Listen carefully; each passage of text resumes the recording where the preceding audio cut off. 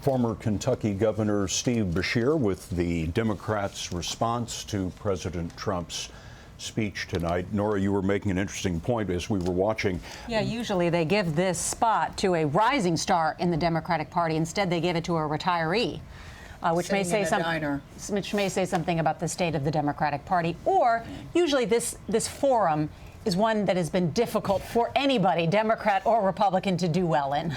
And what we saw, John Dickerson, is the setup for the great battle that's about to occur under this dome, and that is repealing the Affordable Care Act and replacing it with something else. Absolutely, and that's probably where the next rising star of the Democratic Party is found, in opposition to President Trump, in the fight probably over the Affordable Care Act with the connections it has to the last successful Democratic president. What's interesting to me about President Trump is this was an evolution from certainly the inaugural address in terms of all the same themes at the heart of it, but a kinder package, less confrontational.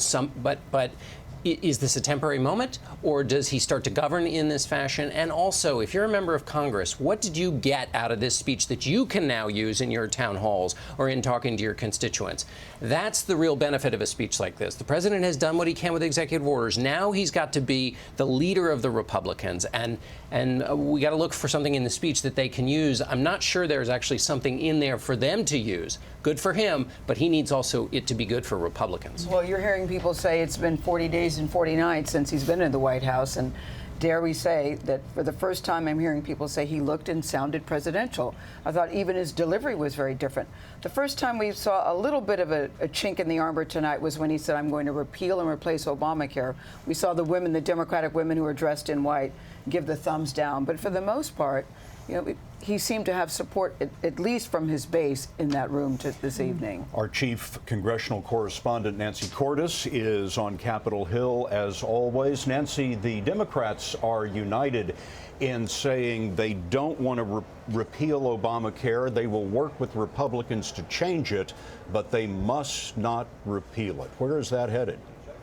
Well, what that means is that Republicans, Scott, have a very narrow margin of error when it comes to passing a replacement package. They have to assume they're not going to get any Democratic support, so they can't afford to lose more than 22 Republicans in the House and 2 Republicans in the Senate. And already you've got a lot of conservatives who say they don't like this idea of tax credits. They view that as Obamacare light. They say if you're just replacing Obamacare's subsidies with tax credits, well, that's just another entitlement program in a different package. And so Republican leaders are trying to fast track this. They're trying to get the bill done in concert with the White House as quickly as possible so that they can start pushing this through before Republicans in the House and Senate can start defecting. And Nancy, those Republicans were very happy today that Trump specifically endorsed that plan of those tax credits for insurance plans, right? Correct, because what they want him to say to these conservative members is, look, this is the only train leaving the station. If you want to replace Obamacare, this is the plan that's going to do it. And if you don't vote for it, you're essentially saying you're a supporter of the status quo. All right, Nancy Cordes on Capitol Hill. Thank you. Frank Luntz is with his focus group in L.A. They're two different things. That's not an educational speech. Yes, I am, and we're actually in the middle of a conversation. The American people are now watching you. I want to know, now that you've seen the Democrats and Donald Trump, what's your reaction overall? Has this changed anything for you? Absolutely not. Why not? Because, I mean, we needed a fact checker. He was spouting a lot of different information. The facts weren't adding up yet again. I just think, in general, the national debt is out of control, and both parties have all these great ideas of what should be done, and there's very little facts about how it's going to get paid for, and I think it's just kicking the can down the road economically. It's not the Donald Trump that I've seen for the past 30 days. Explain. Where is that guy? You guys agree? Where's that guy that says what he wants to say, that is loud, that says everything is fake news? Where is that guy? Like that? I'm going to look for him. I'm going to look for him on Twitter tomorrow and see what he really everything. Great job to the speechwriter, but I will see Donald Trump at 12 a.m. And we're going to see more of them momentarily. Back to you guys in Washington. Frank, thank you very much. There will be more about the president's address on your late local news on this CBS station. And right after that, a special live edition of The Late Show with Stephen Colbert. And we will have more as well first thing tomorrow on CBS This Morning. With thanks to the Jones Day Law Firm for this view of the Capitol, I'm Scott Pelley with Norah O'Donnell, Gayle King, and John Dickerson. Our coverage of the president's address to Congress will continue in a moment on our streaming news service, CBSN. We'll see you there.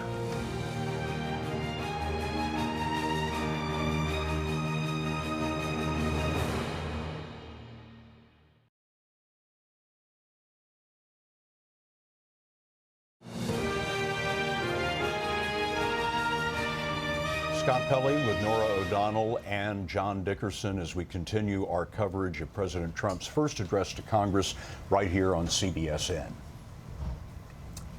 John, the president's speech today, this evening, I should say, unlike anything we've ever seen. It was, dare I say, presidential. That's right. You know, we've seen him break lots of molds as a candidate and as a president, and he broke the mold by sitting right inside the mold, because for him, that is a different way of approaching it. And, you know, before I was saying that I don't think that in the speech there is a line that Republicans can take out on the stump. But there were so many things. It was conventional in the sense that Republicans knew exactly when to applaud. They knew just the moments to applaud, to stand up, and that's been a little difficult in getting the dance steps right between the congressional Republicans and the president, because they're getting familiar with one another. And so as a president who is innovative and sometimes chaotic, he always wants to give moments for Republicans to rally. There were lots of them in this speech. And so for Republican unity, which he'll need at the very least, the speech was good in that regard. Norah, of course, what did you see? well, of course, this was his first address to Congress, joint address to Congress, and so there was a lot about his legislative goals, but there was also a lot, I think, about his foreign policy, and to read into that. And Margaret Brennan is at the State Department. Margaret, what did you see? Well, Norah, there were a lot of absences here. We didn't hear anything about the 5,000 U.S. troops in Iraq, the 9,000 in Afghanistan, the few hundred that we have in Syria. This was largely substance-free on the foreign policy front, but he did speak in broad strokes about supporting defense spending. One thing that I would say, some key context around that very touching moment with the widow of fallen Navy SEAL Ryan Owens. We do know the Trump White House wants to expand U.S. involvement in Yemen. Owens died in a firefight with al-Qaeda in the Arabian Peninsula, and we know that the Trump administration really wants to expand that ground offensive against AQAP and push back against Iran. We didn't hear any of that context around the death, his own death. We heard the emotion of it, not the specifics of how that fits into the president's broader strategy here. I will say, I just got off the phone with some key foreign relations members who said to me there was no specific mention of Russia in that speech. Stood out to them. That mention of robust engagement. That's how President Trump described his approach to foreign policy. Yet that doesn't necessarily jive with what we heard the White House put forward in terms of a 30 to almost 40% cut in funding to the building I'm standing in, the State Department, the place where the diplomats carrying out that robust engagement work out of. So there are a lot of details that people want to follow up on, but for allies listening around the world, those key themes of standing by our allies in NATO, that theme was hit. I did hear some new language that I thought was really interesting, Norah, in terms of the president. Yes, he mentioned radical Islamic extremism, a line that really worked for him on the campaign trail, but there was also a nod perhaps to the influence of some other advisors like National Security Advisor H.R. McMaster, who pushed back against that. And you did hear President Trump refer twice to Muslim allies, allies against terrorism, rather than in the context of being terrorists themselves, something that he has been accused of oversimplifying and that has really hurt some U.S. allies in that fight against ISIS. It's a really smart analysis, Margaret. And I mean, if there was anything close to a Trump doctrine in this speech, it was, my job is not to represent the world. My job is to represent the United States of America. I mean, that was clear in this regard. It was, though he was taking little baby steps to the idea that representing the United States sometimes means playing a role overseas. And certainly his comments about NATO were stronger than we've heard. There's been some nervousness about that. So he seems now to have kind of one foot in both camps, that it's America first, but sometimes America first means extending yourself a little bit overseas, and figuring out the extent of that extension will be, of course, the big question on Trump's foreign policy. And Frank Luntz is in Los Angeles with our focus group who watched the president's speech and the Democratic response, and it's a very lively group. I think I can hear them now. And here's Frank with more of their reaction. Frank? Thank you for giving me that extra 5 seconds to get the group under control. And I want to be clear, because accuracy matters, that, once again, raise your hands if you thought that speech was better than you expected. I want to get a wide shot of this group. Trump's speech. Virtually everyone in this room said it was better. Inspiring. But now, which speech was better? His State of the Union speech that he just gave, or his inauguration speech? You all think this one? So here's my question. Is this the real Donald Trump, yes or no? Yes. I think it's a lot closer to him because he's learning what it is to be a politician. He's learning how to work with both sides. Being a politician is a good thing? You have to learn the machinations of how the whole thing works in order to be effective. He was humbled instead of arrogant and narcissistic. Let's see the next time somebody says something bad about him or says something that he doesn't like. Let's see how he reacts. And again, this is not on-the-job training. I cannot go into a job knowing absolutely zero and be in the position. This is not on-the-job training. That's what we have. But what we have was someone who's never held elective office. So I expected this over the last 30 days. And I don't think this is the real Donald Trump, but I do think this is the President Trump. This cannot possibly reflect personal development by Donald Trump, since just today he was saying outlandish things about the raid in Yemen where that SEAL was killed. Yes. Right. So what happened? Wait a minute. Inclusive president. He was inclusive. He offered a lower leave to the opposition, and yet they come at him and bite. Why? Why don't you come and join us and work with us? Do you have to be so that is no way the real Donald Trump. No way. Real Donald Trump will surface in probably less than 2 hours. And quite frankly, it wasn't an olive leaf he was extending. He wasn't saying, I am willing to work with Democrats. He was saying, Democrats need to work with me, which is a very different thing to say. And quite The Congressional Black Caucus did, where he said, I won. Exactly. Hey, hang on. Exactly. The Congressional Black Caucus offered to meet with him. He offered to meet with the Congressional Black Caucus, and they rejected it. Oh, no, sir. No, sir. No, sir. After he said that, at his speech, they said, "Hello, Trump. We sent you a letter. Yes. We sent you a letter." So they sent a letter first. Yes. The Get the gentleman facts that he straight claimed before that he you was going tell to be the meeting with from the untruths on Congressional national Black TV. Caucus. Okay, we're not all going to jump all over Mark at one time. Let's focus on tonight. I think this is the Donald Trump needs to be, and the next thing he needs to do is delete his Twitter feed. Absolutely. How many of you don't like what he does on Twitter? Raise your hands. How many of you voted for him and don't like what he does on Twitter? Do you even have Twitter if you voted for him? Do you have Twitter? Because that's where you're going to see your real president. If you don't have Twitter, you cannot defend Donald Trump. I want to see him just like what he did tonight was talk about a lot of policies. He seemed more presidential than we've seen him. Cynical or not, absolutely. I don't like how he talks on Twitter and attacks people. I want to focus on running the country and policy. And we can disagree on policy, but I think this is a good start if he's consistent with this. I agree. He should be more inclusive with everybody and not to accuse everybody of something wrong, just to see the benefit for everybody. You're Latina, right? Yes. Did you vote for him? Yes. Are you first generation here? Yes. Where were you born? Guatemala. And yet you support him. Yes. Tell me why. For jobs. I came here because I wanted an opportunity, not a hangout.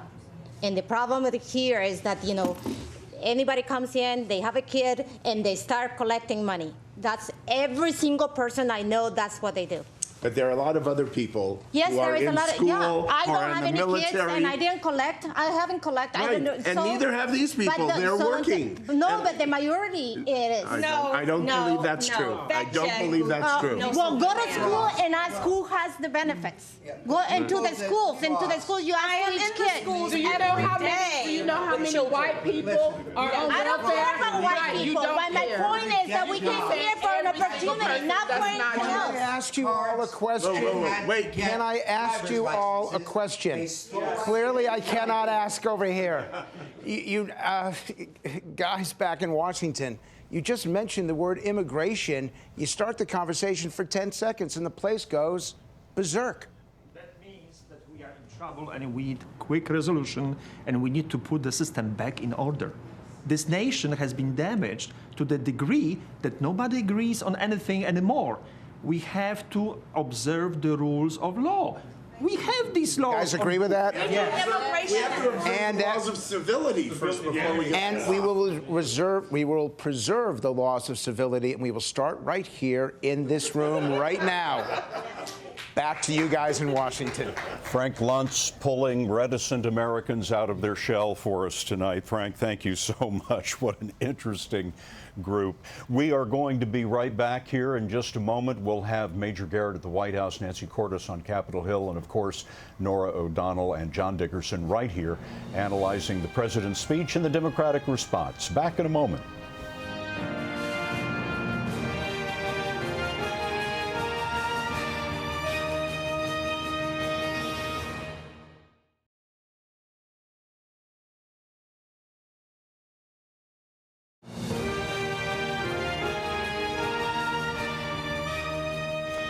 We're back now in Washington with analysis of the president's speech and the Democratic response. Scott Pelley with Norah O'Donnell and John Dickerson. And let's also bring in our chief White House correspondent, Major Garrett at the White House, and Nancy Cordes, our congressional correspondent on Capitol Hill.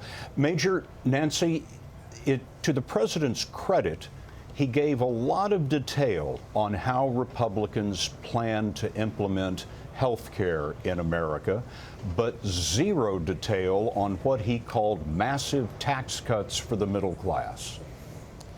Well, that's true, Scott. On health care, he put down a roadmap for Republicans, largely embracing what House Republican leadership has put before its membership, and to not exactly unified chorus of applause. There are already some fissures among those House Republicans that are going to have to get repaired and repaired rapidly if they're going to move forward on first the repeal, then the replacement, rather, of the Affordable Care Act. On tax reform, he did one thing to move in the direction of what is called a border adjustment tax, which House Speaker Paul Ryan is a big policy and political fan of. The president didn't use those words, but he talked about the fact that nations tax our exports and we don't.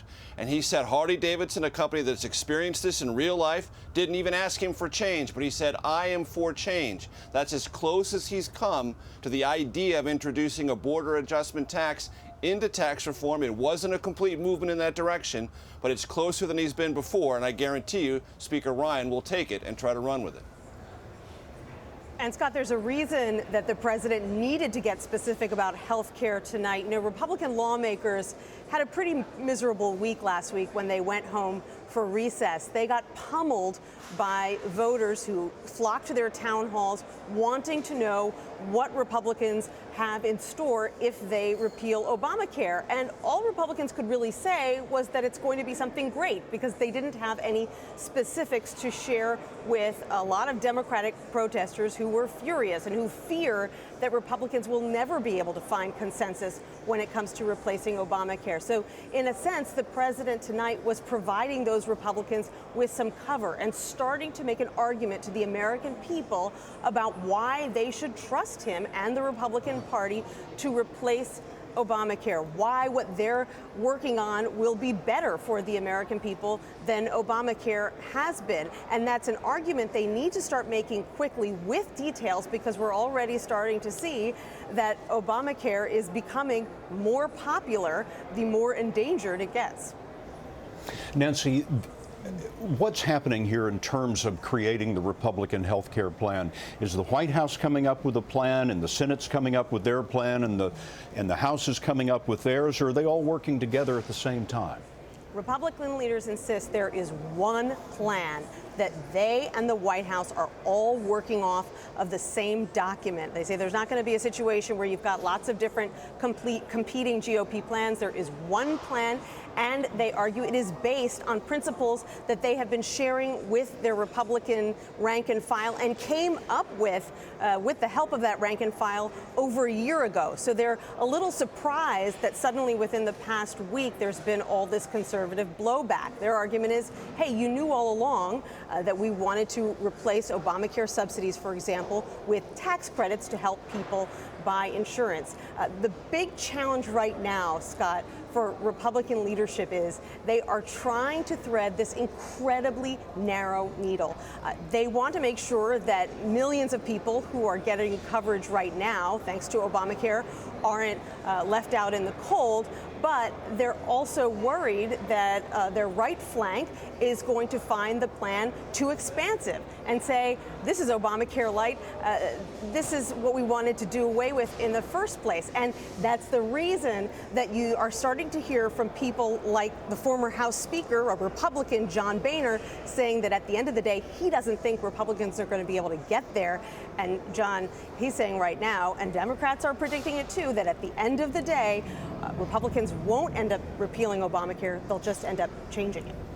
You know, Scott, mostly what the president did was he did lay out some principles, but a lot of them are very familiar. Flexibility for the states, being able to compete across state lines. That's nothing particularly new in this debate. And as the Affordable Care Act gets more popular, Republicans really need, for the great marketer of Donald Trump, to come up with one thing that tomorrow when people are talking about this speech, that they can say in, you know, at work or to their friends, that is the kind of big single reason to make this big switch, which is a change. So in that sense, they still have a lot of work yet to do. And I would say one other thing. When we talk about unity and a chance to reach out, Donald Trump did mention bringing down the high cost of drugs. That was a chance where he could have said to Democrats, this is something you and I agree on, that we should use the power of the government to negotiate prices down. Bernie Sanders and the president are very close on this. He could have sort of gone on a little bit there as a way of reaching out to Democrats and say, you see, we do have a common, if for no other reason than rhetorically to do it, and he didn't do that. And it's just one of the differences between a speech that talks about unity and one that actually sort of embraces it in making a pitch to Democrats. The Republicans on Capitol Hill want a salesman, and they want Donald Trump to be that salesman. They realize he has a lot more political juice to sell this better than they can do that. And I think they got some of that tonight, the ones that I've seen notes from tonight, by laying out those particular items. So that's the next step forward, because that's going to be the debate over the next month. Norah O'Donnell, John Dickerson, thank you very much. There will be more on the president's address on your late local news on this CBS station, right here, also on CBSN. And it will be a big part of our broadcast tomorrow on CBS This Morning. For Norah O'Donnell, John Dickerson, Major Garrett, Nancy Cordes, I'm Scott Pelley in Washington. We'll see you tomorrow on the CBS Evening News. Good night.